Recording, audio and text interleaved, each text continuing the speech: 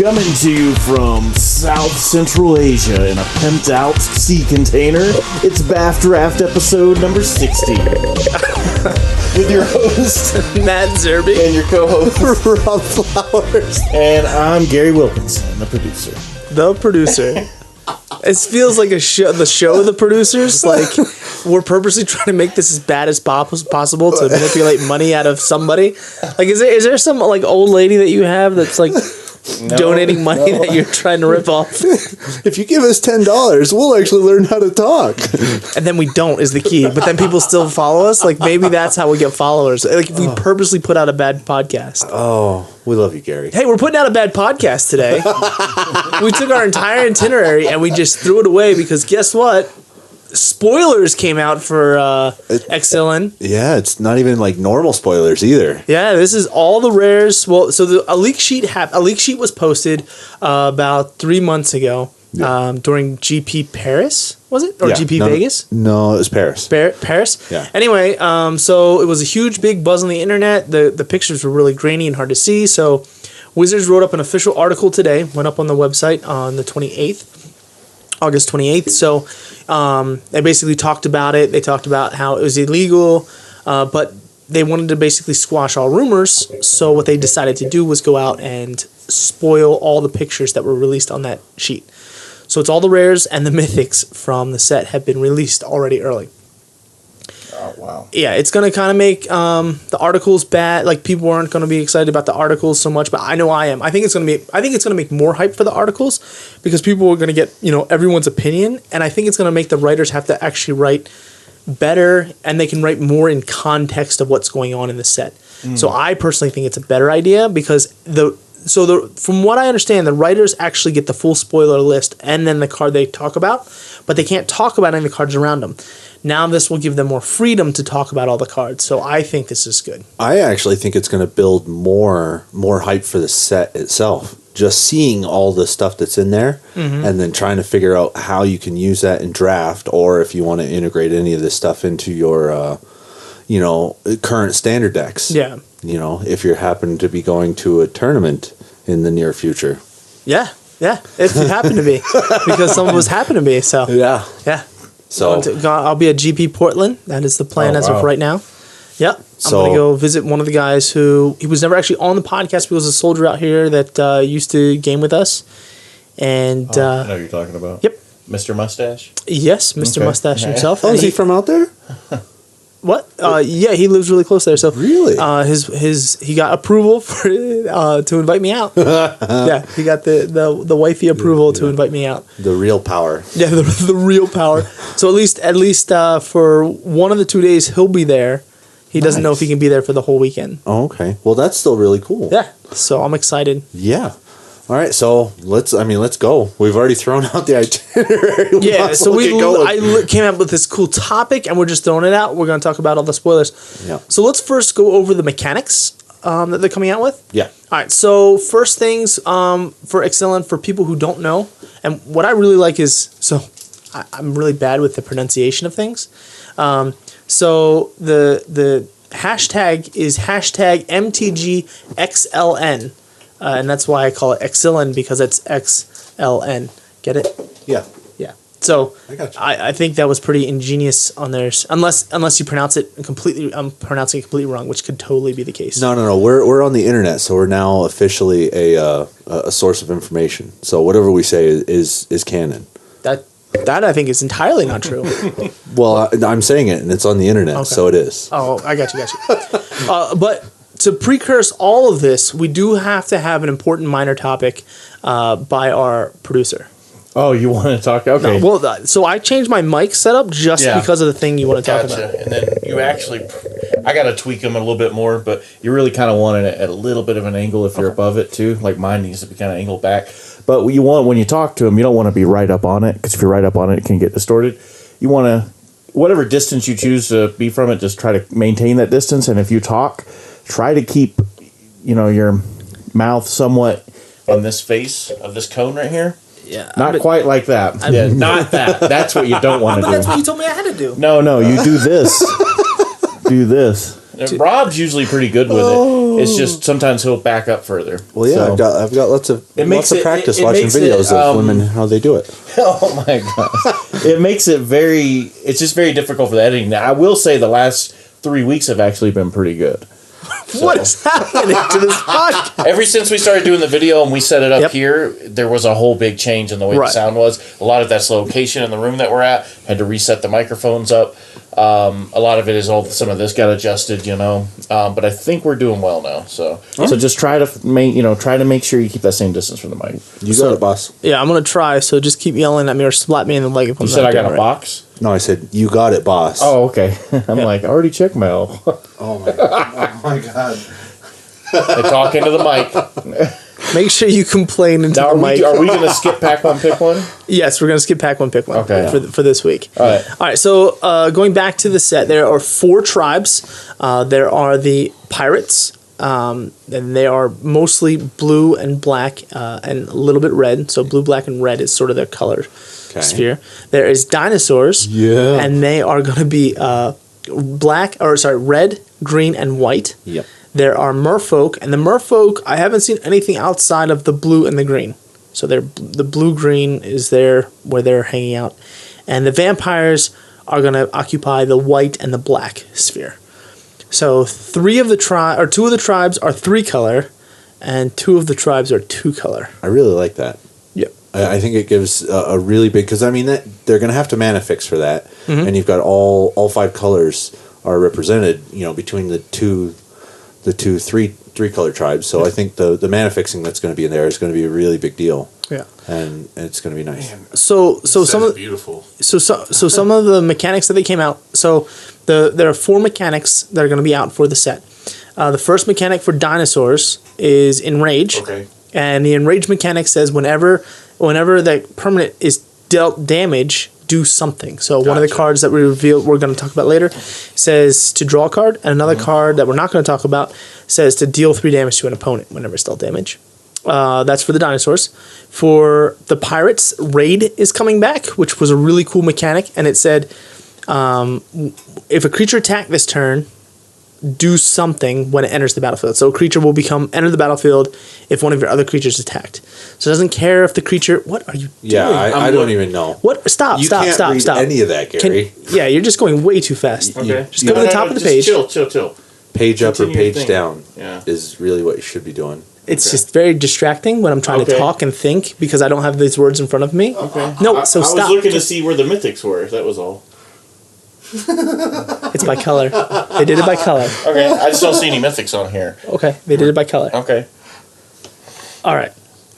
So Raid. You'll see here in a Raid- second. Raid okay? says if a creature attacked, it doesn't care if the creature dealt damage. It doesn't care if the creature was killed. All that the creature needs to do is have attacked this turn. Then Raid's turned on for the rest of your turn. So basically, cards cards do things in the second main phase. For the Merfolk, they're going to deal with +1/+1 counters and evasion, so they're not getting a special keyword. And the last is vampires. They're going to be doing the classic vampire stuff of gaining life, of draining life, but they are getting a color shift to white, which will be very interesting. Yeah. So the white vampires. I know I'm excited about white vampires. I think it's awesome. yeah. It's, And there it's wasn't there a couple of vampires in the past that were red and white? I thought there was a couple printed. Red and white? I don't believe so. Thought so. Okay, I could be wrong. I know They're red definitely was really heavy. Red and black. Okay. Yeah, Red- the Olivias and stuff. that's a good Innistrad splash. vampires were red and black. Okay. So Soren was red and white. Okay. He did the white, but he was a planeswalker by the time we ever got to see him. Yeah. All right, so without further ado, we're going to go through. We're going to go top to bottom based on the article behind the scenes with the alleged Ixalan card theft. It wasn't alleged. I mean, a guy's in jail. Well, I guess because the case is still pending, it is still Innocent technically until proven alleged. guilty. Yeah, you have to use the technical term. So, but that's the name of the article. We'll post a link Okay. for it on the page. So Gary, you want to kick it off? Ashes of the Abhorrent. This is 1 and a white. It's an enchantment. Players can't cast spells from their graveyard or activate abilities of cards in graveyards. Whenever a creature dies, you gain 1 life. Yeah. So this is almost like a perfect example of, I know they're not in the same sets or even the same realm, but I I mean, this basically says you can no more embalm or eternalize. Yes. So that to me is really just kind of a slap in the face of the last set. No flashbacks. I think the card is printed for Modern and Legacy. Yeah. It's an enchantment version of Grafdigger's Cage to stop Grafdigger's craziness from happening. Okay. But yes, I do think it totally hurts the older style of games. well, not just the older style of games. It actually hurts, like you said, the Embalm and Internalize. Yeah. So and I do like how they do that sometimes. They come out with cards that specifically attack the last set, Yeah. which is kind of funny. Yeah. All right. Let no trace of the vampire's foulness remain. And it's a white card. Yeah, and they're all white. White, yeah. All right. The next one we have is Bishop of Rebirth. It's for 3 and a white creature vampire cleric. I love that. It is a 3/4 with vigilance. And whenever Bishop of Rebirth attacks, you may return target creature card with converted mana cost 3 or less from the graveyard to the battlefield. Yeah, so I mean, that's really good. yeah, it's like a Sun Titan for creatures. Yeah. It has vigilance, which is really kind of goofy. I mean, a 5 mana 3/4 with vigilance is not super exciting. You know, I want the keyword to be relevant. I think for the card to be good, but I think First Strike would have been better. yes, oh yeah. I mean, First Strike would have been a lot better. You know, being a 3/4 can block more. You know, I guess that's the idea. And I mean, being able to block every turn is a big help. I actually, when I see that, I kind of am reminded of the Devoted Cropmate Yep. from the last set, or you know, Amonkhet, where it was exert, and then he gets something for 2 or less. Yeah, So this guy could actually get the Devoted Cropmate back, yeah, which would just be really which would be goofy. funny. Yeah, because I mean, then it's just, you know, it's like a cycle. So okay. Next one is the Goring Ceratops. It's 5 and a white creature dinosaur, a 3/3 with double strike. Oh, that's pretty. Whenever Goring Ceratops attacks, other creatures you control gain double strike until end of turn. That's gross. It's expensive, but gross. Yeah, but I mean, the ability is so worth it. Yeah. Yeah, it's trading for your 6/6s, and then it's just basically saying Eating everything. eating everything. So, I mean, yeah, that's beautiful. I do think it's overcosted. I think so too. Yeah. Probably by a colorless. For 6 cost, I could see that ability with him only having a 3/3 toughness and power. Yeah. I mean, its ability is the ability requires many things. It says you need to have other creatures, but you know, if you're backing it up with like a white green big stuff deck, like imagine having a 7/6 with trample and then this And hexproof. and hexproof. Right? No, I wasn't gonna name all the cards, but Well, we didn't name any of it. I love yeah, this. I love this artwork And that the- they're doing yeah. on these The artwork dinosaurs. is really, really yeah, good. The bright dinosaur. colors, the poppy colors. Yeah, when I first saw it, I almost thought it was because I didn't get to see the name. I thought it was like some kind of a peacock. yeah. And, Yeah, like you know, that because of the- River Hoopy, just kind of Yeah, the bright yeah. one in the last set. Yeah, and it says follow her footsteps, and she will show you the way. Yep. Well, yeah, I mean you run over everything. So I'm really surprised and happy that dinosaurs are in white as well. Yeah. That's a really cool thing. Yeah. Okay, next one, let's see, Kenyalis Sunwing. It's 2 and a white. It's a dinosaur flying. Creatures your opponents control enter the battlefield tapped, and a 2/3. I like that. I like the Yes. flying. That's a really Yeah. good value for And then, that. yeah, if your opponents try to play a flying blocker, you're at least going to get in one attack. Yeah, they can't flash in those blockers anymore. They'll come in tap. Yeah. You know, the 2/3 is a very relevant body for 3 mana. Yeah, I like this card a lot. I do too. The artwork is so cool too. Yeah, I mean they really, really did a good job with the art on this, I think. All right. All right. Marvin Fenn, Dusk Apostle for 2 and a white. It's a legendary creature, vampire cleric. That's a mouthful. All right. Whenever one or more non-token vampires you control attack, create a 1/1 vampire creature token with lifelink. It's a 2/2. Oh my lord. Well, now it's not really that good. So that means because it says 1 or more, if you attack with 3 vampires, you're only getting one white, one. So that one, makes it yeah, one white vampire with lifelink. And it doesn't have first strike. It doesn't have any other abilities. Yeah, I mean it's really good. So whenever he turns sideways, or like you put him into play and attack with it, something else, Yeah. you're gonna create the vampire right away. You know, as long as it's non-token, you'll eventually get there, but it's not as like it almost looks on the surface like you're going to attack with 3 vampires, make 3 1/1s, and they're all vampires. Yeah. No, it's the only one. But still, I mean, one with a lifelink, you're blocking something, chump blocking, you're still gaining a little bit of life from it. I can see that definitely be a really good draft card. Oh yeah, this is going to be huge. phenomenal in draft, and it's a 3 mana 2/2, which isn't great but isn't terrible. And what do you think about it in a commander deck? I mean, the commander deck is a little harder to run unless you're going to run it in the new 2017 commander. Then he'd be really nice. Well, I mean, as your commander. As a commander, no. He doesn't do enough. Most of the time, you can find at least one opponent you can attack for free. I mean, so you can if make you a have free the attacker. double token makers, yeah. Yeah, I mean, if you had Anointed Procession, that'd be nice. Stuff like that. But him as the commander, Then you're limiting I would yourself say, to white vampires only. well, no, I mean, with that, it doesn't matter because once you make one of them, then you can just every time that attacks. No, get it's another one. non-token. Oh, so then The tokens still count. Yeah. And I mean, I white would say vampires no. is super hard. You'd have to find where there's an artifact that changes target creature into target creature type until end of turn. Or the changelings, you know. Yeah, but I've never seen a white And they'd changeling. have to be all white. That's the thing. Maybe a tiny leaders. Maybe if that ever decides to come back. Yeah. So His flavor text. So I like the flavor text that leads to story, and you're like, what? What is going on? So in the rapture of his bloodfast, he destroyed the navigator's tools and steered the ships to shore by faith alone. So is that why they're white? Is that they took a bloodfast? They just stopped eating and then they turned white? I don't know. And then he was on a boat, and then why would he destroy? The navigator's tools. Yeah, it is, show his faith to a god that told him to stop eating people. I mean, yeah, there's lots of questions. There's a lot of I love cards like that. That the flavor text alone asks questions. So I'm excited for this set. I really am too. I keep doing it. I'm excited for the set. Yeah, you got to lean over. You got to lean with it. Okay. All right. So the Priest of the Awakening Sun, just a white creature cleric 1/1. At the beginning of your upkeep, you may reveal a dinosaur card from your hand. If you do, gain 2 life. And then his second ability is 3, pay white. Sacrifice Priest of the Awakening Sun. Search your library for a dinosaur card, reveal it, and put it into your hand.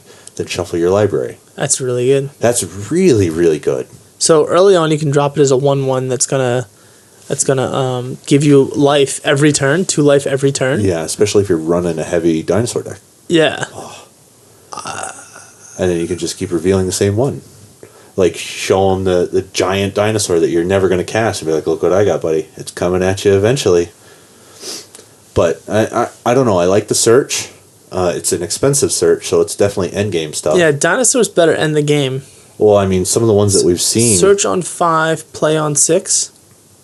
Well, So, yeah, there's definitely a couple that search on 5 and end on 6. I think this is going to be a kitchen table card. I don't even think it's going to be in draft. Let's say you reveal 1 dinosaur every turn, right? Yeah. Is that really worth it to play a 1/1?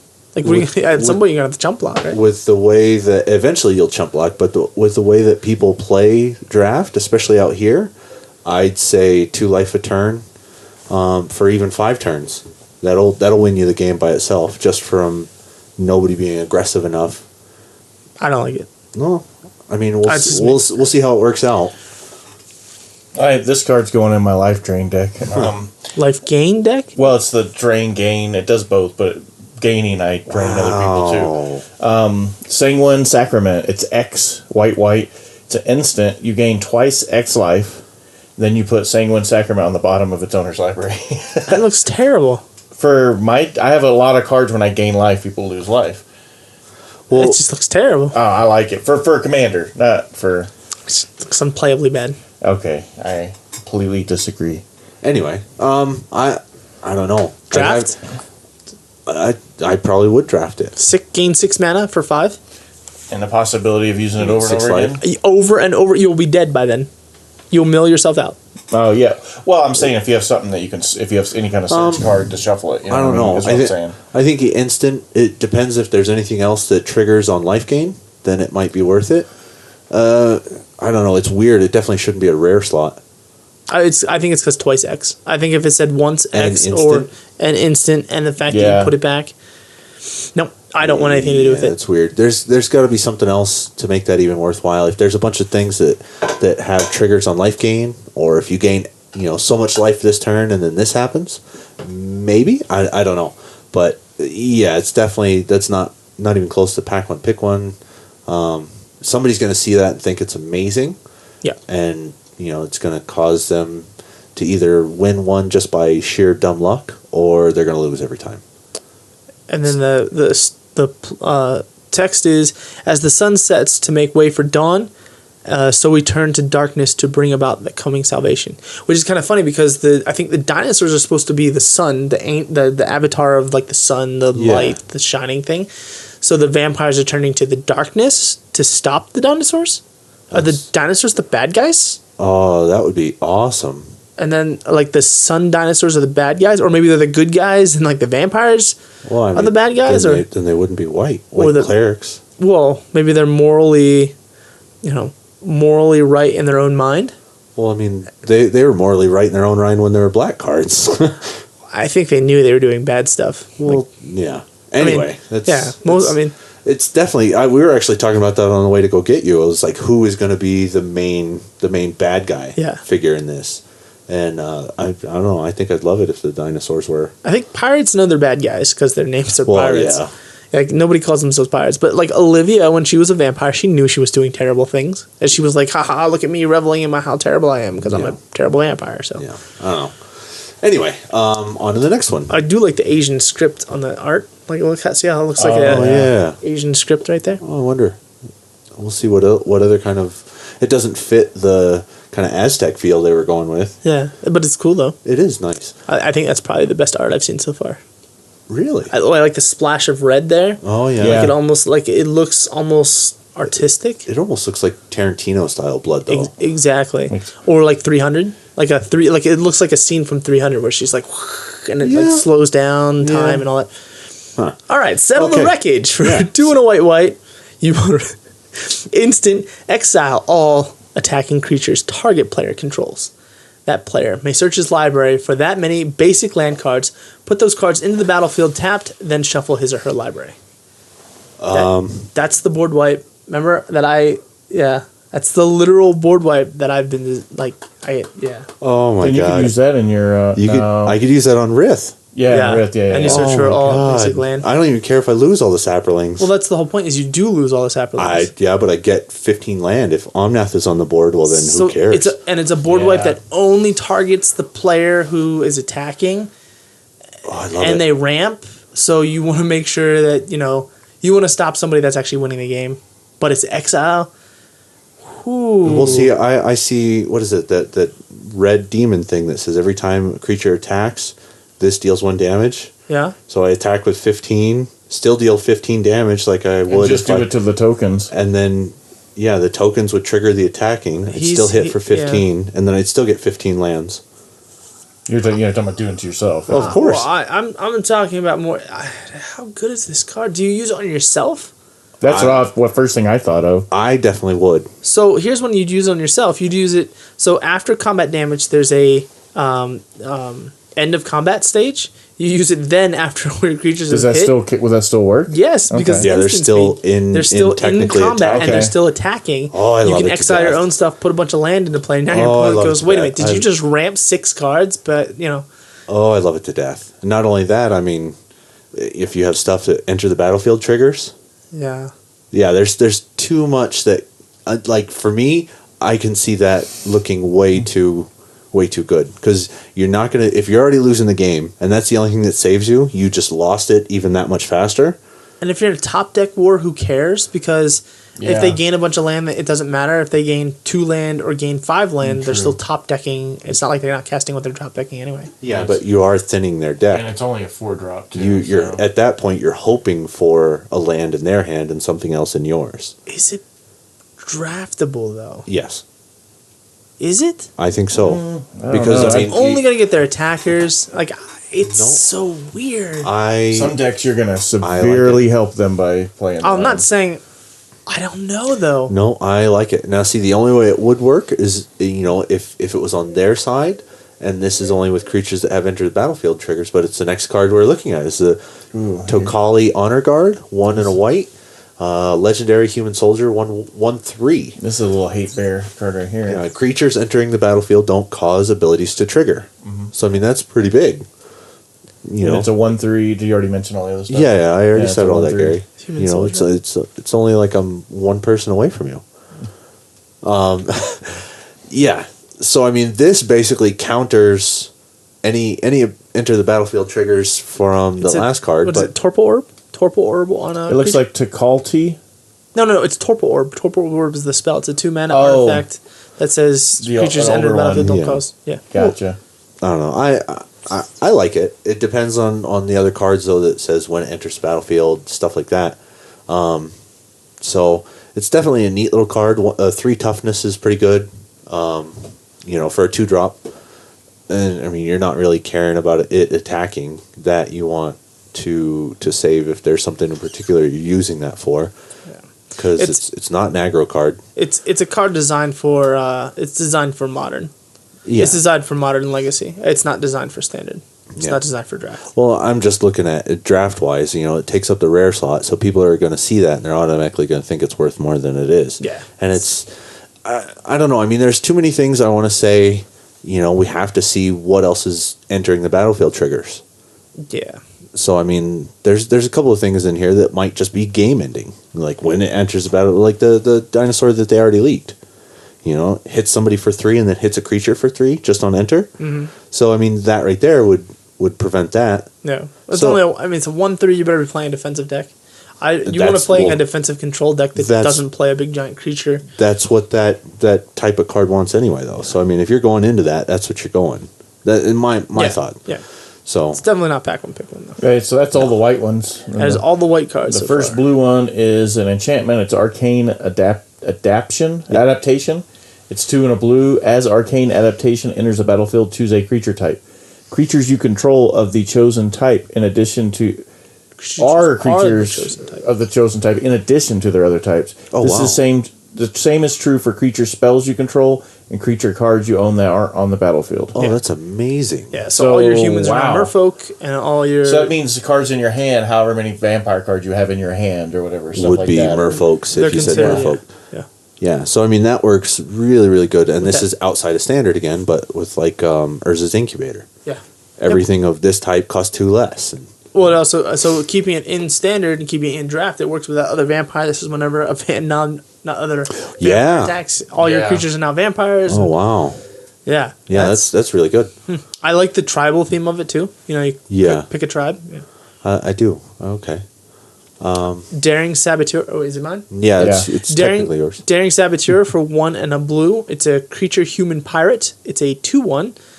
You can pay 2 and a blue, and Daring Saboteur can't be blocked this turn. And whenever Daring Saboteur deals combat damage to a player, you may draw a card. If you do, discard a card. Why does it say discard a card? It's a 2-mana 2/1. Because they want it to be, they don't want blue to just super ramp I want card all the advantage. things. Yeah, well, sucks for you, buddy. I think this is a really good card. It's definitely nice. I think early on it's going to hit for 2. Late game it's going to still hit for 2, but you have to sink mana into it. Drawing cards, your opponent's going to be scared of it. Yeah. We'll have to see how many X1s there are, or 1X creatures there are. Yeah. It's not bad. They'll never see me coming. Yeah. Dreamcaller Siren, 2 and 2 blue, or so 2 and blue. Siren Pirate. It's a rare 3/3 flying with flash. It says Dreamcaller Siren can only block creatures with flying. When it enters the battlefield, if you control another pirate, tap up to 2 non-land permanents. Wow. That's pretty cool. That's really good. Wow. So, I mean, basically shuts down an attack phase. Opens their way up for your own attack phase. I mean, yeah, there's lots of good stuff with that. The only it is a 3/3 for 4 flash flying, but the only downside is you can only block creature with flying. Yeah. I don't think that's the downside. I mean, most 4-mana 3/3s are not going to be blocking anything on the ground. Yeah. Okay. Entrancing Melody. X I think it's entrancing. And blue. Oh, entrancing. Entrancing Melody. X and blue. Sorcery. Oh, gosh. Gain control of target creature with converted mana cost X. Why you say, oh gosh? It's just a good little steel card. I don't know. Oh, that was a good. Yeah. Oh, okay. I thought it was like, No, I think that card's gross. Yeah, it's super good. 6 mana to take control of a 4/4. And it's not Seems like fair. an enchantment, so you have control. You don't have to worry about somebody blowing up the enchantment. Right, Yeah. it's permanently yours. Wow. Yeah, I paying 2 more than they put in for it seems bad, but yeah. The thing that's going to be interesting though is we're talking about blue as being the merfolk and they're blue-green. Mm-hmm. Green is traditionally ramp, so I mean that's Yeah. not going to be as big of a deal. You're going to be more than willing to pay the extra to grab something really strong. Yeah, I think it's going to be a first pickable card. Yeah. I'm interested to see how first pickable it is. Like, what else? How effective it is during the draft. Yeah. Okay. So next one is Herald of the Secret Streams. Oh, this thing's awesome. 3 in a blue, creature, merfolk warrior, rare slot with a 2/3 toughness, or power toughness. It says creatures you control, the 1/1 counters on them can't be blocked. That's really, really scary. Very wow. scary. That's I mean, terrifying. depending on how much +1/+1 counters doing this, you could, turn 3, put 2 +1/+1 counters on your things, drop him down. Your stuff can't be blocked. Late game, they can't be blocked. Like, seems like a card that gets better and better as the game goes later. Oh, absolutely. The art's real cool and bright. It is. 4 mana 2/3 though. I That think kind of is hurts. Yeah, But I think that's the balance of you can't block any of my stuff. Yeah. But it dies It's like too. it's almost like an enchantment if you don't want to. the funny part is because it doesn't enter the battlefield +1/+1 counter. Your opponent gets no added benefit for killing this right away. Then Yeah. they can just block. Yeah.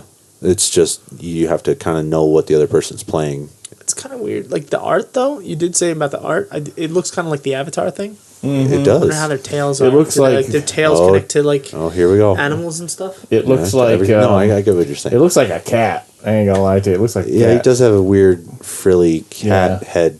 Anyway, ooh, here we go. Is you? Is it me? Is you? It's me again. Yeah. Okay. Yeah, because I just did the hair. Oh, you skipped it. That's what it is. He was so excited. Kapala, Warden of Waves, 1 in a blue. It's a legendary creature, merfolk wizard. Spells your opponent's cast that target a merfolk you control cost 2 more to cast. I like it. Abilities your opponent activate that target a merfolk you control costs 2 more to activate. I also like it. And it is a 2/2. Yeah. So if they want to take control of one of your merfolks, it's going to cost them 4 extra with that control spell. Yeah, with that control spell. That's really funny. The only thing that saves that is board wipes doesn't target. Right. But yeah, I mean that's super playing control-y. It's almost pseudo hexproof. It's like hexproof that gives them a little bit of hope, which is almost worse. Like, Yeah, but I mean you're basically creating a mana sink for any one target. what was that? What's the one in the blue with flying that whenever your creatures get countered or targeted by a spell, counter the first one? Oh, yeah, I know what you're talking about. I can't remember the name of it. Yeah, it looks very similar to that, except it just I mean, that one's a little worse. Way that's- worse. Yeah. that's flying. Is No, it this just- is way worse. So You think that- really? Yeah, because this is it's a continual. raw counter, and it has flying. The other one is Yeah, a it's raw true. counter, has Yeah. flying. Yeah. Oh, see, I thought I'm thinking the effect of this ability- was better the because effect of the other one unless though it's- just unless gets it's rid a- of that spell altogether. yeah, but it's only the first one. So if you have just a chump one mana deal 1 damage thing, Yeah, and the first but one's countered. This one one you can here, just pay the 2 extra though, and still use that same spell and not completely waste the spell. It's gonna sink It's the a mana. similar concept of the But card. this does it to all the creatures. Well, the other one did too, right? It's only merfolk. Yeah. Oh, okay. Well, I mean, I'm assuming you would be playing tribal if you were doing this. I mean, yeah, I don't. Yeah, you can't. And you got that other card that make all your creatures. I can't imagine if you're playing Merfolk blue, as well, everything you know? you have is going to be merfolk. yeah. Alright. Is it pack one, pick one though? Like you have to play merfolk. If it was somebody like me, yes. Like if that's the mentality I went in. Realistically. Well, I mean, depending upon how many Oh, I would pick that. Pack one, pick one. how Yeah. many uncommons and common Yeah, merfolk if there's a there lot are. of merfolk, yeah. Even if there was a lot of merfolk, I mean, how many actual spells that target and thing activated abilities that target merfolk? I Yeah, don't. that's true. Yeah, but I mean, look at how many people that don't actually look at how much what's on the board state. If it cost, I mean, people like you are the exception, Matt. You actually play really correct all the time. But Well, let's assume that the viewer is talking about that. I would say that this is a good pickup, like pack 3 if you're already in merfolk, or you have like 5 or 6 merfolk. Like 5 or 6 merfolk, I'd want this. See, It's a 3 mana 2. yeah, I know. If this were in pack 1, then I definitely would, because that would kind of let me know this is what I want to do, so I'm not kind of floating around. And then I know if I have this guy, then I'm like, okay, I need some more power and merfolks. And then, towards the end, I'll just snatch up all the commons.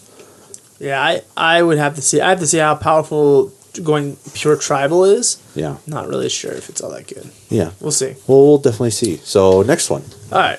River's Rebuke for 4 and a blue sorcery. Return all non-land permanents target player controls to their owner's hand. It's a classic win the day now instantly done. Yeah. Game over. Yeah. Pretty much. 6 mana game ends. Yeah. Carefully following the thematic compass, thermatic compass Bolas had given her. Vraska blundered straight into the River Herald's trap. Yeah. So if you remember in the storyline, Vraska disappeared from all known space. So on Ravnica, they have this device that can detect when a planeswalker leaves or enters the area. And so Ralzeric is like, "Hey, Vraska left, and we don't know where she went." And then Jace was like, "Oh, well, I gotta go fight Nicol Bolas, or I gotta go hang out and see what Nicol Bolas is doing, but I'll get back to that." And then when Bolas basically mind scrambled Jace, and Jace like stumbled away and plane shifted, he's gonna be plane shifting to where Vraska went, which is here. So it looks like Vraska's looking for some kind of lost treasure. Obviously, Bolas is involved with that plot, and Jace stumbled onto this plane, probably losing his brains and chasing after her. So okay, so interesting. So maybe Bolas in a roundabout way will still be the main bad guy, just not in the first part. I think it'll be like Emrakul, sort of. Jeez. I remember how salty you were when Eldritch Moon came out. Anyway, so Blood Crazed Paladin, 1 in black, Vampire Knight, 1/1. He's got Flash. He enters the battlefield with a 1/1 counter for each creature that died this turn. That's ridiculous. I'm in love. That's insane. That Flash, oh, I love it to death. That's board wipe, like old school style board wipe, and then drop him into play. And win? And, well, yeah, have a huge 6/6 or 7/7 or and Flash. Against your style decks, have like a 20/20 or a 40/40 or a 200/200. I like what I like. Yeah. So, I mean, here's the other side of the vampire coin. Yeah. I mean, he's a knight, but they call him a paladin. So, just from the name, it's almost like he didn't take the blood fast. I mean, even the art, his whole lower chin is just coated. Oh no, look at the text. When a paladin undertaking the blood fast finally gives in to hunger, the violence is sudden, explosive, and complete. Oh, there you go. Yeah, so paladins, there was a blood fast of some kind that basically turned the vampires white, and then them being black then is the violation of the blood fast. Wow. I love that to death. Yeah, that seems like what is going to happen. I like it. So they do something to become more pure in the eyes of whatever god they're doing, and then when he's finally done, and they say, "Okay, you've done good. Now you can eat," and then he just goes full ham. Yeah. Because I mean, his helmet has blood all over it. His hands, his armor. I mean, yeah, that's an amazing art card too, and it looks like he ate one of those Ceradons. I know it's Merfolk. Those are Merfolk. Yeah, he just went crazy on Merfolk. Frilly cat-headed guys. Yeah. Neat. I'm gonna jump in on this one. Okay, this is our first mythic so far. I'm jumping in this one. A Boneyard Parlay for 5 and a black. Yeah. Exile sorcery speed. Exile up to 5 target creature cards from graveyards. Any graveyards. All the graveyards. Oh no. An opponent separates those cards into 2 piles. Put all the cards from the pile of your choice into the battlefield under your control, and the rest into its owner's graveyard. So you remember those Commander games where it breaks down into like 2 versus everybody else in the battlefield? Yeah. And you get somebody to separate them into 5 and 0. This is the card I want to play and play politics so hard. This is the most beautiful card. Oh my god. Ever printed. Wow. You think it'll make waves in standard? Is that standard good? Way too expensive. Bolas costs 7. Yeah, but I mean, you're Bolas getting also, 2 creatures at a minimum. Yeah. You're getting the 2 best creatures in the graveyards. Graveyards. I know. Yours, theirs. Yeah, well, that's the thing. It's only yours and theirs. So, I mean, for 7, that's a lot. That's a lot. It's That is oh, a it's lot. I mean, but it's definitely worth it. When you're it only comes. running one. Like you'd only run one. Yeah, absolutely. Draft, it's gonna actually be a draft. It's a good card because Draft, there's it's an gonna be amazing more. card. There's gonna be more creatures in the graveyard. It does, I mean, it doesn't matter. Even if you're getting 2 creatures, your opponent has to. You're getting the best creature in the graveyard. Yeah. At a minimum, you're getting the best creature back from the graveyard. So at the worst case scenario, you're getting the best 1 creature. Yeah. The best case scenario, you're getting 3 or 4 little tiny baby creatures. Like imagine your opponent separates like one of their big giant dinosaurs, and you 4 little tandem creatures into a pile, and you can get 4 little creatures for 7 mana. Yeah. No, yeah. We'll see. All right. Yeah. Next one's Deadeye Tracker. It's black. Costs black. Human Pirate. It's a 1/1. If you pay 1 and a black and tap it, exile 2 target creatures from an opponent's graveyard. Target cards. Not Cards. creatures. Oh, cards from a opponent's graveyard. Deadeye Tracker explores. So when you explore, So explore is one of the new mechanics, but it's going to fit all the different people. reveal the top card of your library. Put that card into your hand if it's a land. Otherwise, put a 1/1 counter on this creature. Then put that card back on top of your deck or into your graveyard. Yeah. So basically, you get rid of the land on top, so you're not top decking a land. And then if it's not, you can put it back and make your creature bigger. Yeah. Or put it in the graveyard and make your creature bigger. If you don't want that card anyway. Yeah. Yeah. So I honestly, we were talking about this a little bit on the way over. I honestly think that's a better version of Scry. Oh yeah, but that's why it's not free. Well, yeah, but I mean, there's other stuff that explores for different triggers, and I honestly think Explore is a better mechanic than Scry, just from the being able to draw a land and not top deck a land, or if you don't want the card, putting it on the bottom of your library, unless you're running something that allows you to search, you're never going to see that card anyway. Yeah. So just throw it away. Then get the added benefit of one of your creatures getting a 1/1. I think it can't really be compared to Scry. Like I don't think you should put the 2 in the same camp. I don't think you can. That's where I say they're completely different, but there's similarities. But Yeah. I mean, I see the parallels that you're drawing. Putting it on top or putting it in your graveyard. Yeah. I think you'll make a mistake if you think that Explore is Scry, you are making a huge mistake. Like you said, Explore is different than Scry completely. It is, but if I had the choice, I'd much rather take Explore. Yeah. I know it's a new mechanic and everything. So, on to the next one. We have Fathom Fleet Captain. 1 and a black, rare human pirate for 2/1. He has Menace. It says whenever Fathom Fleet Captain attacks, if you control another non-token pirate, you may pay 2. If you do, make a 2/2 black pirate with Menace. That's amazing. Wow. That's really, really amazing. Wow. Yeah, So, that's good. I like how it has raid without having raid. Yeah. Right? So, it has raid without something else entering the battlefield. So when he attacks, all you have to do is control another pirate. So 2 pirates. It doesn't even have to be attacking. Pay 2, make another pirate, and you're just going to creep. and raiding. it has Menace. Yeah. Join, 2/2 of Menace. More and more pirates. yeah, join me and take the world for yourself. Yep. So, a neat little flavor text to him. All right. Next one is Revel Enriches. It's 4 and a black. It's an enchantment. Whenever a creature an opponent control dies, create a colorless treasure artifact token with tap, sacrifice this artifact, add 1 mana of any mana to your mana pool. At the beginning of your upkeep, if you control 10 or more treasures, you win the game. Oh, Yeah. wow. Yeah, it's another winning game card. Oh my Good lord! Yep. You do a board wipe, And you're two away from winning. you get people scared to block you too if you're attacking Yep. because they don't want the creatures dying. Yeah, and I mean, not only that, even if you're just using the treasure for mana ramp, that's a huge mana ramp. Yeah, it reminds me of those gold artifacts or whatever from pretty much the same thing. Clue artifacts? No, There was a gold. Oh, the gold. Okay, Yeah. yeah, the gold. Yeah, I think this is cool. It has the new treasure mechanic too, which is going to be an what do you call it? Unknown. No, not unknown. It's going to be unaffiliated with one of the tribes. It's an untribe. Oh, okay. Yeah. 10 treasures. How easy is that to get? Probably not impossible. I think this will actually win limited games. I think your opponent is going to be super salty about it. Like a pirate salty. Oh, God. I'm gonna let you read the next card because I want the next card after that. Yeah, I should take it just for what you just No. said. Ruin Raider, 2 and a black, and we're throwing stuff on the floor. Orc Pirate, 3/2 power toughness with Raid. At the beginning of your end step, if you attack with a creature this turn, reveal the top card of your library and put that card into your hand. You lose life equal to the card's converted mana cost. Yeah. So it's what is it, Bob? It's Bob, but for attacking. Yeah. Yeah. Seems good.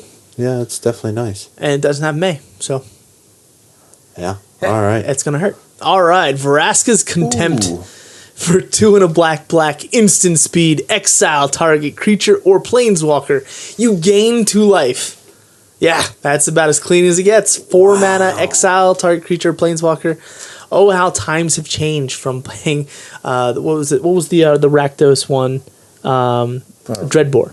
How times have changed from Dreadbore. 4 mana to do this effect. And it wasn't long before the taverns of High and Dry were full of whispers about the new captain who could turn a person to stone with a glance. And it has Vraska sitting there choking somebody out after turning him to stone. Well, that's fun.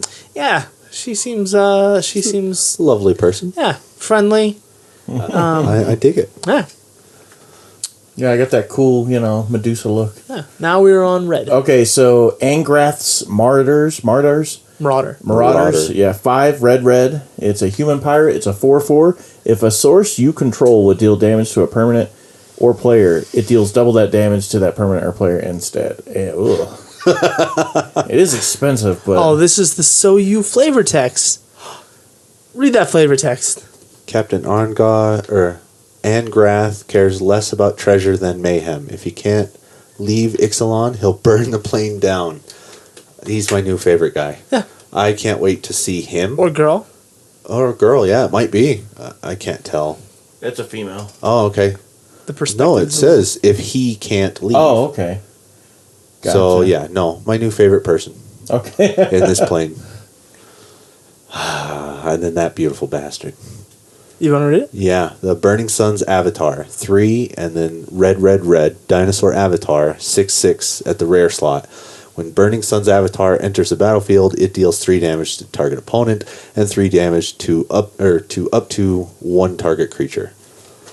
And then I can't read that. I like how it says up to, that way if you had a creature you weren't forced to kill your own. Yeah. Yeah. Oh, it's so good. Yeah. Yeah, so good. It's just a giant 6 mana 6/6 bad Sun Titan. Or bad what's his name? Infernal Titan. Alright, Captain Lannery Storm for 2 and a red, legendary creature human pirate. Has haste. Whenever a Captain Lannery Storm attacks, Keep okay. going. Keep going. create a colorless treasure token with tap sacrifice. So it creates a colorless treasure token. And then whenever you sacrifice a treasure token, Captain Lannery Storm gets +1/+0 until end of turn. So yeah, all she has to do is attack, and you make the treasure tokens. So you don't have to deal with combat damage. You just get in there. And then you can even immediately sacrifice them, sort of like a reverse fire breathing. Yeah, that's nice. That's really nice. Hey, we want to go back to Air Flowers. You read this one. Okay, so there's a Which couple. one? Rowdy Crew? Yeah, it's Yeah. a mythic. Oh, yeah, it is mythic. Rowdy Crew, 2 and a red. Human Pirate, it's a 3/3. It has Trample. It says when Rowdy Crew enters the battlefield, draw 3 cards. Then discard 2 cards at random. If the 2 cards share a card type and are discarded this way, you put 2 1/1 counters on Rowdy Crew. Wow. So a potential 5/5. Yeah. And I mean, it's not your choice, but that's still huge.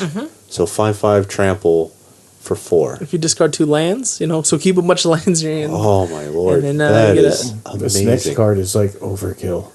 Literally, and figuratively. Okay, so this is another mythic. It's Star of Extinction. It's 5 and a red. It's sorcery. Just destroy a target land, and then Star of Extinction deals 20 damage to each creature and each planeswalker. Yeah. So Ugh. 7 mana deal 20 to everything, and they're also down a land.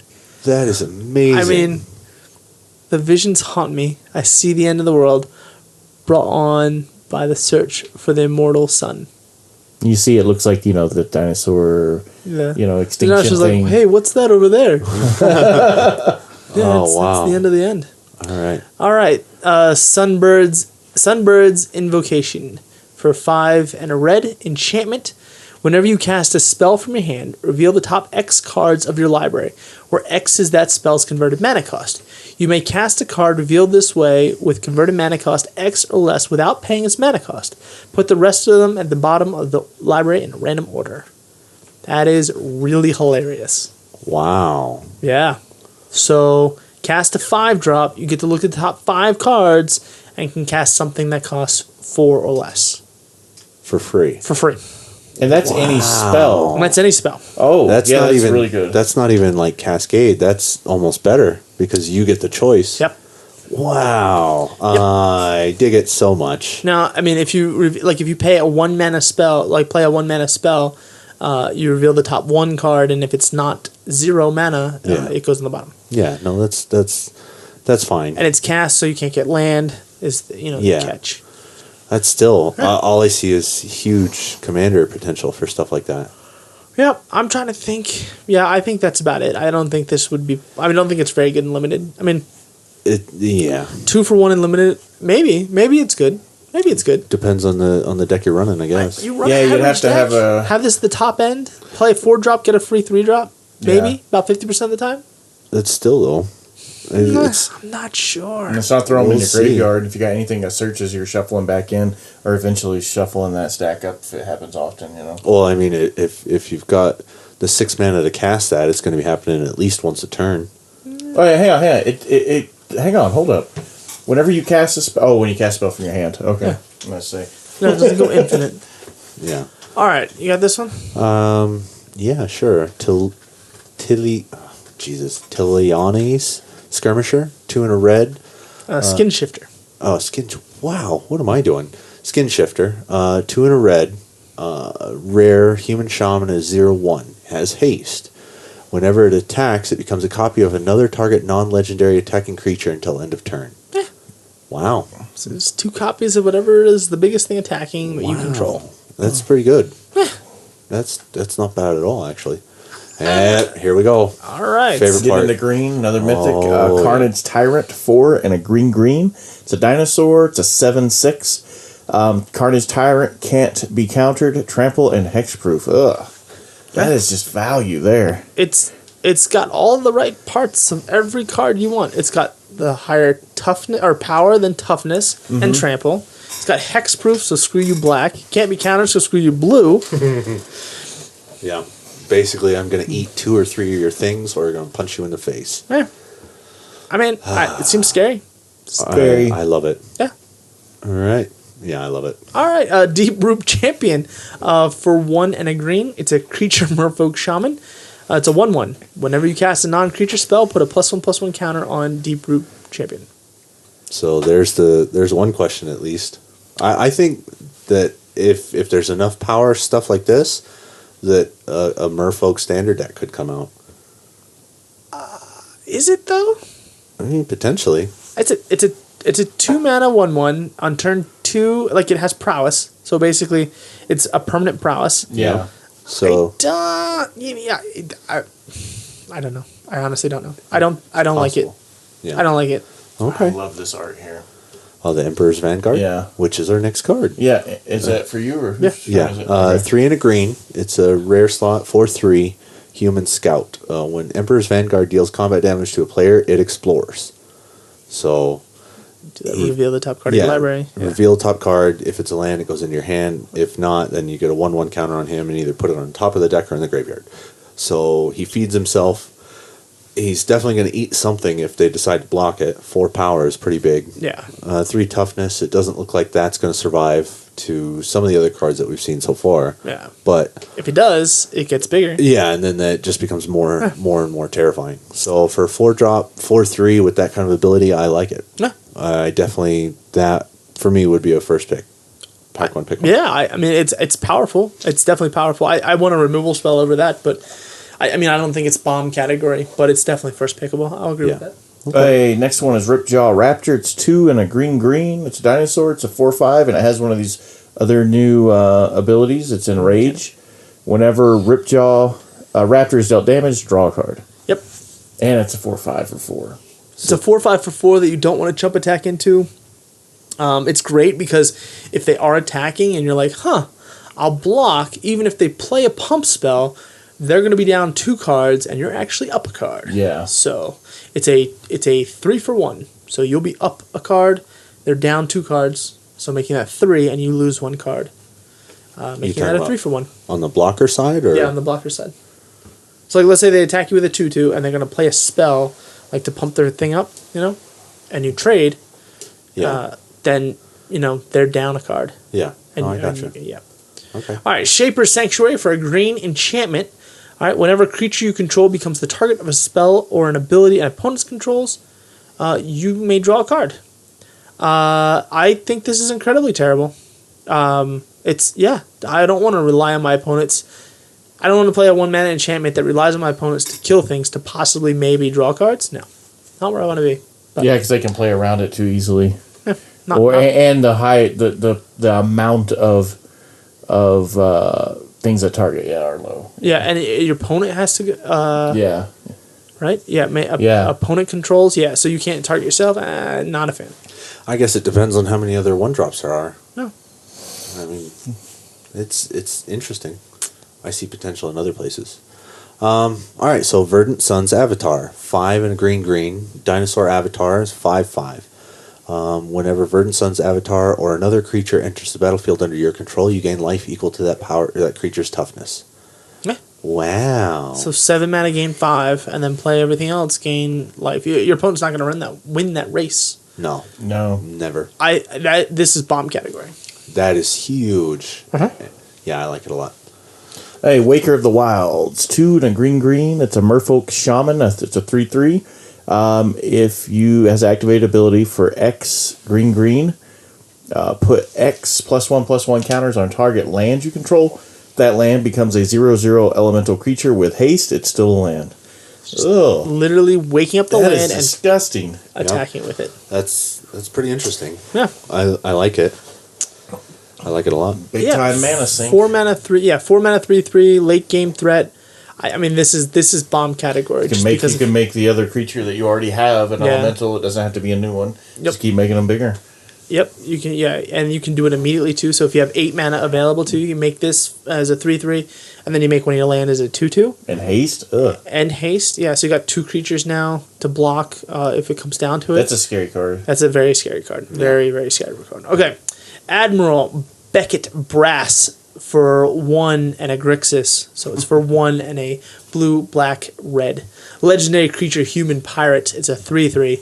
Other pirates you control get +1/+1. So I'm talking like I'm a pirate, like in a Pirate Tale. No. No? Okay. All right, at the beginning of your end step, gain control of target non-land permanent controlled by a player who was dealt combat damage by 3 or more pirates this turn. So if you be attacking the matey and he don't be blocking, you can take his non-land permanents.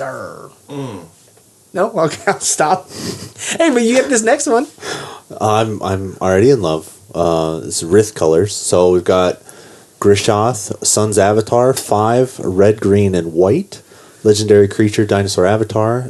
It's a mythic rare slot, much like the last card. It's a 7/6 trample, vigilance, and haste. I love it to death. Whenever Grishoth deals combat damage to a player, reveal that many cards from the top of your library. Put any number of dinosaur creature cards onto the battlefield and the rest on. Are you effing kidding me? Yeah. Oh my lord, he's a beaut. Yeah. So whenever he deals combat damage to a player, reveal that many cards from the top of your library. Put any number of dinosaur creatures from amongst them onto the battlefield and the rest in the bottom of your library in a random order. That's a game. That's I don't know, man. That bottom of the library in random order really makes this. Yeah. You go ahead and pass that to me, Gary. We'll see who wins. I mean, it's 3 colors, so you're gonna be in 3 colors. I know you don't like the multicolor. I think this you have to take this first pick. Absolutely. This is pack one, pick one. Have to take it, right? This is there. a category, game over, game ending. And then if you happen to be lucky enough to pull that other white cleric, search for any dinosaur. And that puts it in your hand. So this but still. this This, yeah, I mean, Oh my god, it's beautiful. you have to build you have to build a ramp deck that is ramp around dinosaurs. So the better be ramp dinosaurs that are ramping. Like, what are they? Brontosauruses are the big giant tall things. Maybe Yeah. they ramp you. I don't know. Maybe. Still though, I mean, it is the abilities that it has is amazing. Yep. I guess we'll have to wait and see if there's anything that just says put creature onto the battlefield. Yeah. But I mean, a 7/6 trample, vigilance, and haste. It is terrifying. Just that first line of text is huge. I mean, not for 8, but that's still that's a scary thing that has to man, be you dealt drop with. this thing out when people have already swung out because it's got the haste. They're not expecting it. You pop it out, you're at least going to get something through. Oh, easily. If you get it all through, it's like bonkers. 7 And cards. Next one is Hostage Taker. Is 2 blue black. As a human pirate, it's 2/3. When Hostage Taker enters the battlefield, exile target artifact or creature, and Hostage Taker until Hostage Taker leaves the battlefield. You may cast that card for as long as it remains exiled, and you have spent mana. You can spend mana as though or mana of any color or any type to cast that spell. This is the card that is going to break Magic. You realize that, right? No, I mean I can see this amazing and No, it's Like- going to actually break games of Magic. yeah. Yeah. So it enters the battlefield, and you exile a target artifact or creature until Hostage Taker leaves the battlefield, meaning that you can target Hostage Taker. He leaves the battlefield, and then because it's gone only until he remains on the battlefield, he then immediately pops back on the battlefield, triggering infinite his combo. enter the battlefield. If there are no other, because it doesn't say may, if there are no other artifacts or creatures on the battlefield for it to target, the games will immediately end in a draw. Period. The end. That's fun. Yeah. So, Possible banning. yes, actually, I believe it'll be banned before the card's printed. Well, so one of the problems is that so how infinite combo like this works, because this is actually the definition of an infinite combo. An infinite combo can't be repeated a number of times. It's repeated infinitely. Nothing can stop it. Like, the game checks every single time, and you have to keep doing this. So what'll happen is the game will end immediately in a draw. Now, if it's game 1 and the game ends in a draw, you'll go to game 2. Every match is best of 3, so you can end the game in a draw. You can go to your next game, end that game in a draw. Go to your next game, end that game in a draw, and you can keep ending games in a draw until somebody wins a game. If nobody wins, then the whole match is a draw. If I win the first time, I basically just want to force this from then on out. Gotcha. Every game will end in a draw, and then I'll ultimately win Until time's out. until time's up, and then I'll win because every Gotcha. game ends in a draw. So one of the problems comes with cards like that. So I think it was a mistake, unless they change. So rules have to change between now, the way rules currently are on the 28th, October. and October, when the cards are released. And they have not talked about that change coming down the road anytime soon. So That'll be fun. Next one. That's you. yeah, Tristna, Voice of Thunder, for 5 and a green-blue legendary creature, Merfolk Shaman. Tristna, Voice of Thunder's power and toughness are equal to the number of cards in your hand. You have no maximum hand size, and when Tristna Tashana. Was it bothering you too? No, well, I mean, the first 2 times it did. I just saw the rest of the abilities, and I was Okay. like, Tashana draws a card for each creature you control. So if you have a lot of board state, you draw a lot of cards, no maximum hand size, and it becomes a really, really, really big creature. yeah, Yep. definitely a late game ender. Definitely. And, I mean, Board stall. grab all the cards. Grab all the cards. You have a big giant thing, and then she doesn't care how big your dinosaur is. She's probably bigger. Yeah, flash it in, and every once pop it out, in and out, blink it every once in a while. Well, there's nothing that blinks. Oh, I thought there was. All right, The only thing that would work would be the pirate. gotcha. But that, yeah, you don't want. All right, next one. We're getting into artifacts now. Yeah, Sorcerer's Spyglass. 2 sits at the rare spot. As Sorcerer's Spyglass enters the battlefield, look at opponent's hand, then choose any card name. Activated abilities of sources with the chosen name can't be activated unless they're mana abilities. Yeah, it has to be in their hand first. That's the hard part. No, you can choose a card Oh, name. It then doesn't have choose to be the card name in their hand. So you get to look at their hand, and then Just you get to any choose. card. Oh, okay. Yeah. Then Locks it down. it's a little bit It's better, like a, but it's I don't still. know. It's like a I guess it pithy depends. needle, I guess, or something. Yeah, it's a more expensive That gives pithy you a little more information if you don't know their deck. Oh, it's great hate, I think, for Standard. Standard needs this type of hate. It's a sideboard hate that is needed. Okay, so this is the other artifact they have. It is Vanquisher's Banner. It costs 5. It's an artifact. As Vanquisher's Banner enters the battlefield, choose a creature type. Creatures you control of the chosen creature type get +1/+1. Whenever you cast a creature spell of chosen type, draw a card. Oh, wow. This is like cool. Like, it reminds me a little bit of the Door Destinies and the not Coat of Arms so much, but like it does something when it enters in. So that's pretty cool. I like the drawing cards of the type, and Yeah. I think it's too expensive to be played in any format. Like, Yeah. it's too expensive for Standard. It's too expensive for Modern. I think in Draft it'll be good. I think it could be a first pickable card. You know, and it's cast, not enter. So you got to cast a card to draw a card. So it's not bad. I mean, even if it draws you 2 cards for 5 mana, it makes 2 creatures +1/+1. and then they have what are these called? Buddy Buddy lands. lands, yep. And these are the which ones? These are the allied colored buddy lands. So what a buddy land is, I'll just read the first one to you, which is Dragon Skull Summit. It enters the battlefield tapped unless you control a swamp or a mountain. Yep. And then it adds, a Red black or or a red. Yeah. So I also heard these called check lands also Okay. as well. So they check to see if you control a forest or. And these are used in modern. The, I really like the art. Yeah, the art's really cool. Yeah. Let's see if it tells a story. So sometimes you can read these together and they tell a story. Whenever the Agnath is a planeswalker. Oh, okay. Oh, Well, yeah, that's okay. what it said. If he couldn't leave the Yeah. plane, he was going to burn it down. So is he stuck there then? So this is a new Something happened Planeswalker? is what it sounds like. Planeswalker Agnath called dinosaurs dragons. The name stuck in certain pirate circles. That's pretty funny. So that almost But sounds he's like not a there's. planeswalker anymore. So did he lose his spark? Well, maybe he lost his spark, or And that's him right there, like a mountain statue of him or something. I guess. No, we already saw him earlier. He was No, a pirate. he's He a was the pirate. black pirate. Or the red Oh. pirate. yeah, he's a pirate that doubles all the damage. So he becomes Well, a planeswalker at some point, or No, Well, he was a planeswalker, That's what apparently. we're talking Okay. about. Yeah. But He called the dinosaurs dragons. Gotcha. That's the interesting thing that I'm getting from that is they don't have dragons on this plane. Yeah, I guess not. So And then he's not obviously from this plane. yeah, no. Well, Andromeda style stuck. yay.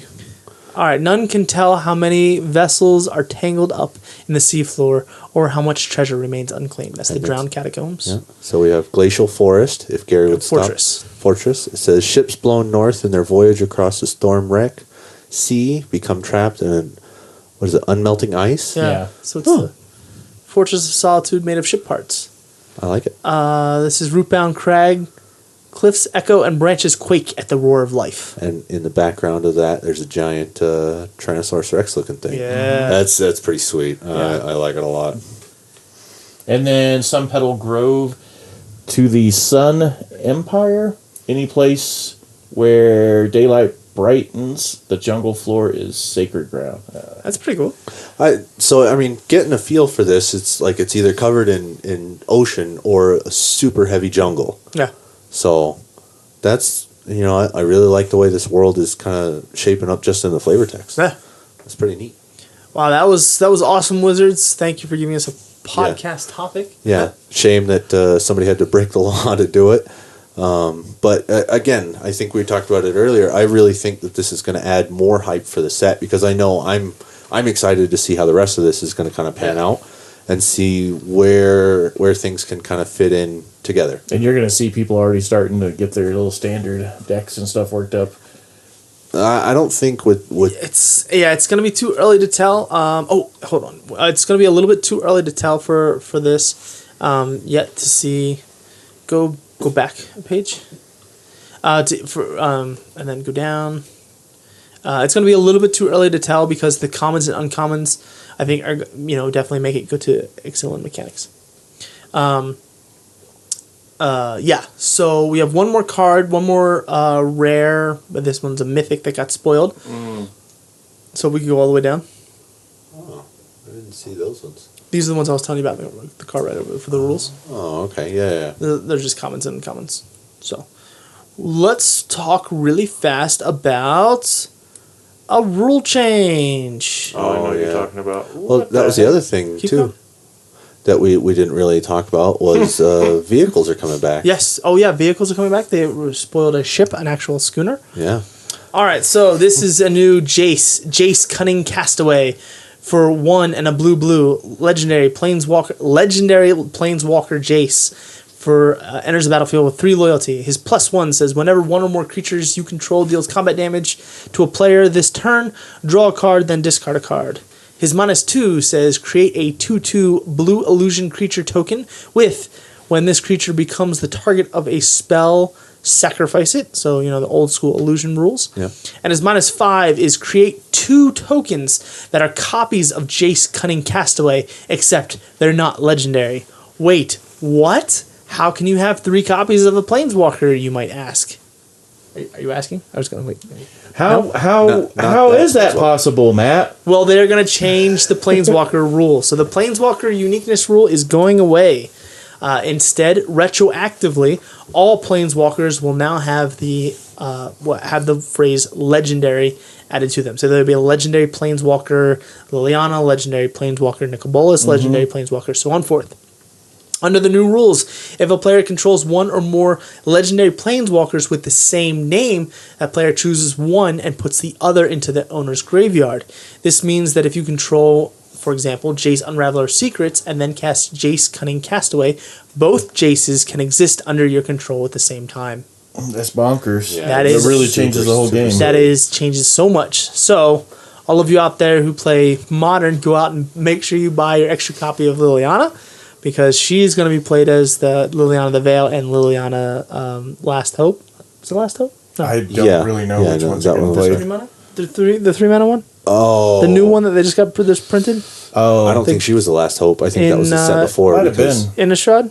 Yeah, she was. That was the Innistrad one. Was the Last Hope because she was the one that had to save everybody. Okay, yeah. That's the one. That's the one that's the plus is creature gets a -2, -1. Yeah. So get your copies of those because also your mono Gideon decks are now going to be playable. You just try. I'll have to post this image. He's got a sassy little costume on. I told you this is like Gary when you were in the Navy, right? This is probably out Gary. Did you do the face I did. paint? I and did have everything? dungarees. Yes. That's what it looks It's like dungaree overalls. Yeah, with the blue eyeliner and everything. Is that It's his like- glove is ripped right there, or is that frill? I think that's ripped because at first I thought this was was that your bikini line? That is it. Yeah. Oh, for you it would be. Yeah. But no, it looks like it's been ripped probably in battle or something, or I don't know. No, I mean that's. Or he's just sporting that Chippendales. I think that's what it is It's actually. like a pirate Chippendales. you That's know? really His really hair is short. Yeah. Yeah, that's hilarious. And he's not hooded like he is in every other Yeah. Jace. Yeah. So It's like his What is stuff that behind him? Like a dinosaur? Or No, a that's Leviathan, or- that's the 2/2 blue illusion creature token. Oh, okay. That thing's huge. I wouldn't say that's a 2/2 blue illusion. I think that's some kind of Leviathan. But I don't know. I couldn't tell anyway. It's an illusion. Yeah. Okay. Yeah. All right. So yeah, that was the exciting new cards, exciting rule change that's coming out. So, for Planeswalkers, that's going to be a huge change. yep. So anything you see printed from this point out that's a reprint, it's gonna say that legendary on it. It is Yeah. legendary retroactively. So Yeah. yeah. All right.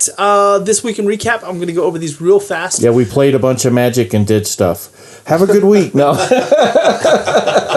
Well, we actually found out that we do have one fan out there who only listens to the D&D stuff. So Okay. we have to put that out there. Yeah, we have to at least talk about We it. have to at least talk about it. Okay, so Sunday we did Switch Mario Kart. Oh my god! And it was a lot of fun. Oh yeah. We never actually did the Switch connect. We did never before have we done the Switch connecting via the wireless way. wireless Bluetooth or whatever it was. No, it's a wireless connection somehow. I don't know if it's Bluetooth. I don't think so because all the controllers are Bluetooth. Okay. So you start running out of channels and things like that. It's all integrated. You just hit connect and it. Yeah, we had 2 TVs and then there was 2 people brought out their Switches, you being one. Yeah. And another individual, and it really was seamless. I mean, And and the crazy part was, so one of the guys, he was like, "Oh, you guys are gonna play Mario Kart?"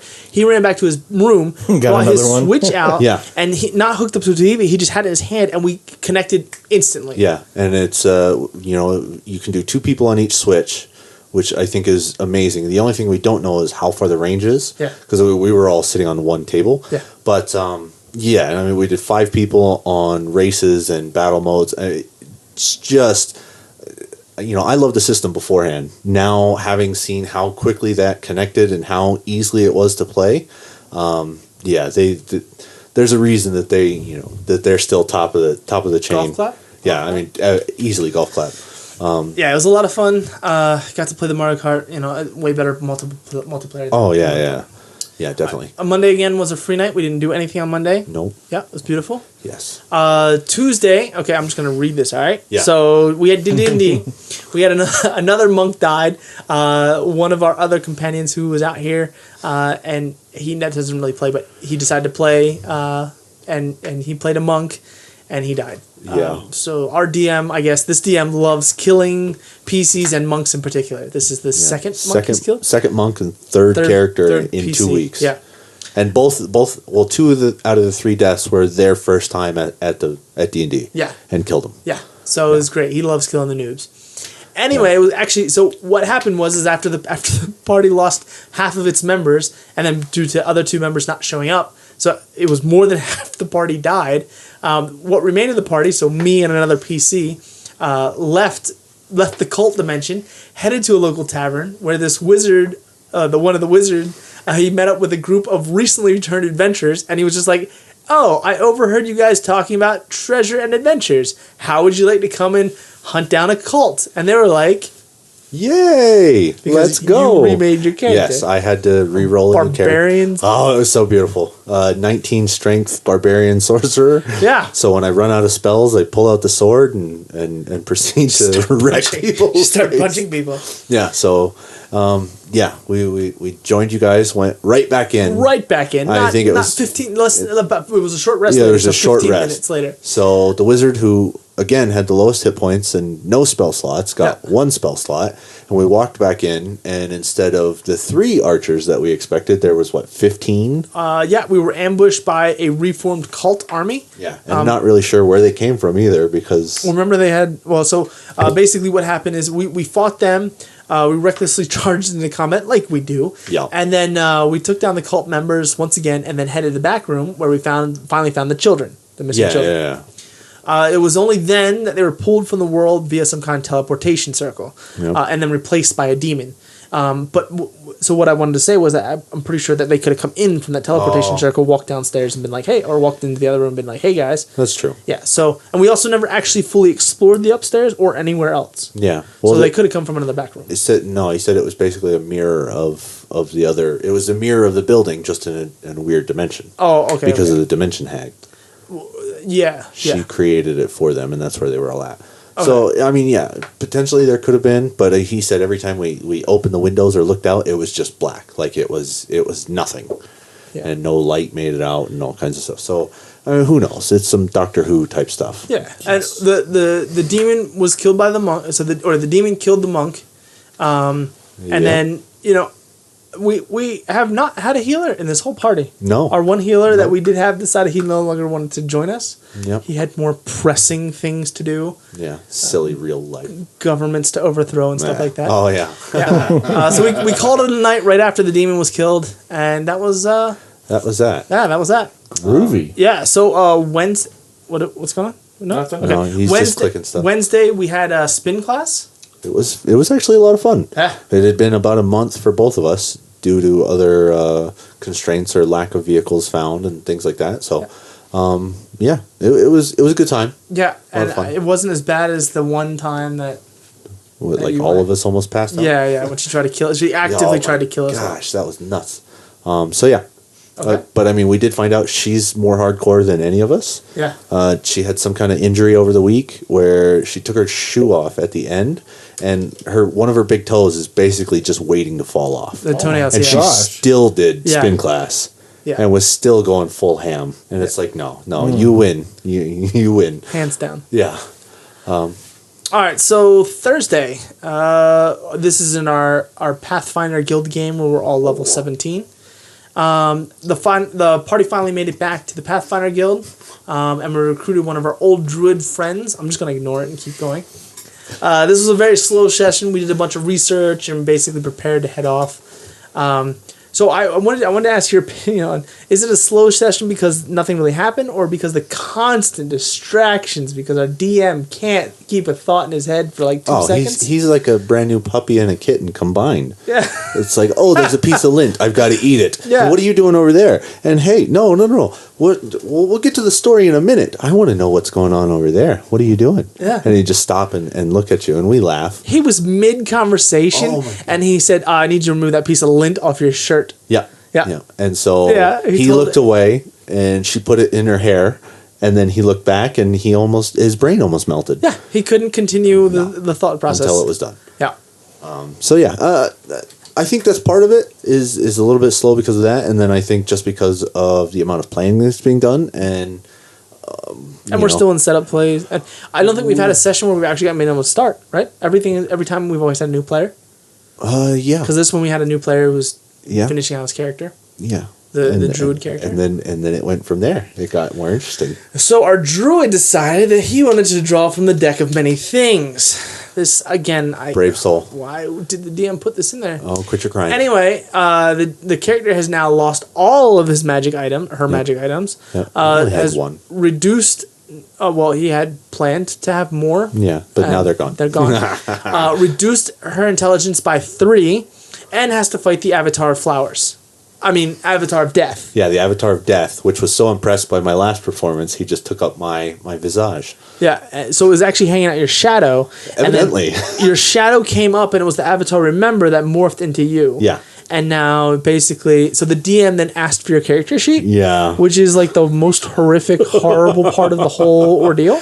Yeah, so I honestly think as much hit points as the druid can come up with, and as all his little transformations, he's not going to be able to hit him, and he's not going to be able to hit me hard enough to win before I take out the maximum amount of his transformations and kill him. He'll have reach in all of his forms. So do I. That'll balance it out, and then you won't be able to use Sentry. I think that'll be the only thing that it comes down to. But it also, I put in a couple other things like anti-magic shell. Mm-hmm. Well, in my I spell also list. don't think he's going to be doing, because if he activates it, he'll vanish. Well, is he A magic? summoned creature. Yeah.